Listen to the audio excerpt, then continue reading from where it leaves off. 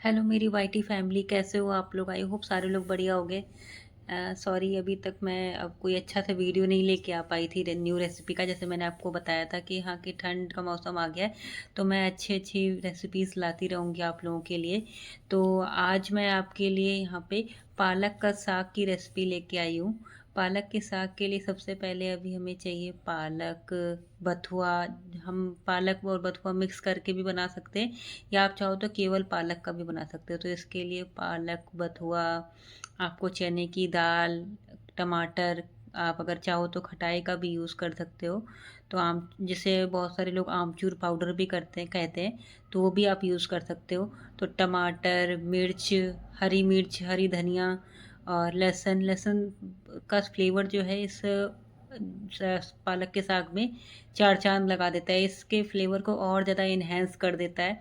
आप जो लोग लहसुन प्याज का यूज़ नहीं करते हैं वो चाहे तो जीरा और हींग का भी प्रयोग कर सकते हैं, बट लहसुन का फ्लेवर तो एकदम लाइक बाय गॉड बहुत अच्छा आता है इस पालक के साग में। तो आजकल मार्केट में टाइम बर्बाद करने वाली सब्जियां आ गई हैं, जिसमें से एक पालक है, क्योंकि पालक को धो के काटने में काफ़ी टाइम वेस्ट होता है। तो ये सारी चीज़ें आपको पहले से ही कर ली होगी। अगर आप मॉर्निंग में बना रहे हो तो काफ़ी टाइम कंज्यूम होता है, तो आप इवनिंग में भी काट के रख सकते हो, या नॉर्मली आप साथ के साथ भी काट के बना सकते हो।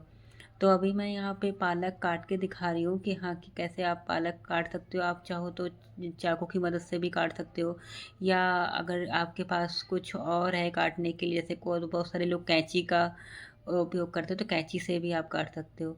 तो पालक हमारी कट चुकी है। अब यहाँ पे हम लहसुन छील रहे हैं। कि सारी चीज़ें तैयारी पहले ही से करके रख लो ना, तो काफ़ी इजी पड़ता है, फिर केवल बस कुकिंग का ही काम रह जाता है।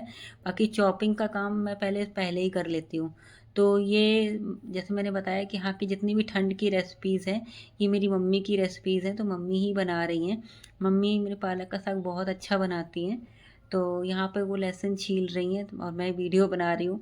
तो यहाँ पे पालक कट चुकी है और लहसुन भी छिल रहा है। तो लहसुन भी यहाँ पे क्योंकि पहले से ही छील के रख लेते हैं, तो बाद में ये सारी जो काम है वो काफ़ी हल्का हो जाता है।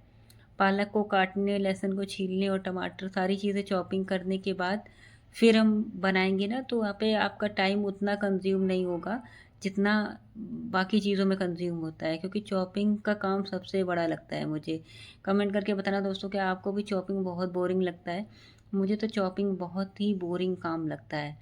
तो क्योंकि जितना कुकिंग में टाइम नहीं वेस्ट होता उतना चॉपिंग में लगता है, और ये ठंड की सब्जियां तो बहुत ज़्यादा चॉपिंग में टाइम कंज्यूम करती हैं।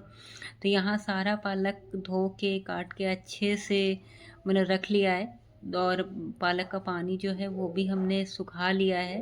अब क्या है, अब एक आप चाहो तो कुकर में बना सकते हो, कढ़ाई में बना सकते हो। कुकर में हमने पहले ही इसे मतलब उबाल लिया है, चने चने की दाल और आपका पालक को हमने पहले से ही उबाल के रख लिया है। अब इसमें बेसन डाल के, एक हमारे यहाँ आलन बोलते हैं, आपके यहाँ क्या बोलते हैं बताइएगा कमेंट करके। तो हम बेसन का आलन लगा सकते हैं, आप चाहे तो मकाई के आटे का भी एक बार कॉर्न फ्लोर जिसे बोलते हैं उसका भी आलन लगा सकते हैं। यहाँ पे मैं बेसन का आलन लगा रही हूँ।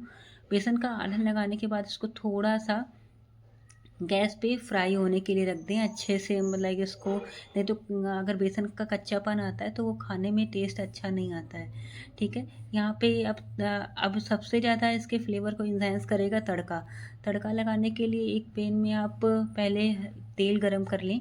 सरसों का तेल मैं यहाँ पे यूज़ कर रही हूँ, क्योंकि सरसों का तेल बहुत ज़्यादा फ्लेवरफुल होता है और हेल्थ वाइज देखा जाए तो बहुत अच्छा होता है। मैं हमेशा रिकमेंड करती हूँ अपनी वीडियोज़ में कि आप सरसों के तेल से सब्जियां बनाएं, तो काफ़ी आपकी हेल्थ को भी इम्प्रूव करता है, डाइजेशन में भी काफ़ी मदद करता है। तो यहाँ पे जब तेल अच्छे से गर्म हो जाएगा तभी हम बाकी चीज़ें डालेंगे। तो सबसे पहले यहाँ पे सरसों जाएगा। आप चाहे तो सरसों ना भी स्किप भी कर सकते हैं अगर आपको पसंद नहीं है, लेकिन मुझे तो बहुत पसंद है तड़के में, तो इसलिए मैं यूज़ करती हूँ। सरसों यूज़ करिए, आप करी पत्ता यूज़ करिए। ये सारी चीज़ें जो हैं वो काफ़ी अच्छी होती हैं हेल्थ के लिए, डाइजेशन के लिए भी। तो सरसों जाता है यहाँ पे। हम खड़ी धनिया, खड़ी मिर्च, यहाँ पे सौंफ, ये सारी चीज़ें हम डालते हैं। तो अभी मैंने धनिया डाला है और जीरा डाला है, इसको अच्छे से भून जाने देंगे। उसके बाद हम लहसुन डालेंगे। ऐसा नहीं कि हम पहले ही लहसुन डाल दें, लहसुन बाद में डाला जाता है क्योंकि लहसुन पकने में थोड़ा सा ज़्यादा टाइम लेता है। और ये जो आपका जीरा है, धनिया है खड़ी, ये जल्दी पक जाते हैं, तो फिर वो लाइक एक तरह से ज़्यादा ओवर रोस्ट हो जाते हैं, तो वो खाने में अच्छा फ्लेवर नहीं देते हैं। अब धीमी धीमी आंच में हम लहसुन को पकने देंगे। उसके बाद तड़के का जो मज़ा होगा वो दोगुना हो जाएगा, डबल आ जाएगा। फिर सबसे बाद में हम यहाँ पे खड़ी मिर्च यूज़ करेंगे, खड़ी मिर्च डालेंगे। खड़ी मिर्च से भी इसका फ्लेवर बहुत अच्छा आता है। कभी आप यूज़ करिएगा, फिर बताइएगा कैसा बनता है। तो ये सारा तड़का तैयार हो जाने के बाद फिर आप इस जो आपने दाल बना के पहले से ही तैयार किया है, साग और दाल का जो हमने मिक्सचर बना के तैयार किया है, इसको हम डाल देंगे इसमें। और फिर उसके बाद आप थोड़ी देर से ढक के रखिए ताकि उसकी जो अरोमा है, जो उसका फ्लेवर है, वो अच्छे से मिक्स हो जाए। अब आप चाहिए तो सर्व करिए, ठीक है। अब सर्व करके आप खा के बताइएगा दोस्तों, बहुत अच्छा बनता है। I hope you will enjoy the recipe, please बताइएगा। और मैंने बथुआ का रायता भी बनाया था, उसकी भी रेसिपी चाहिए तो प्लीज़ बताइएगा। बाय बाय दोस्तों।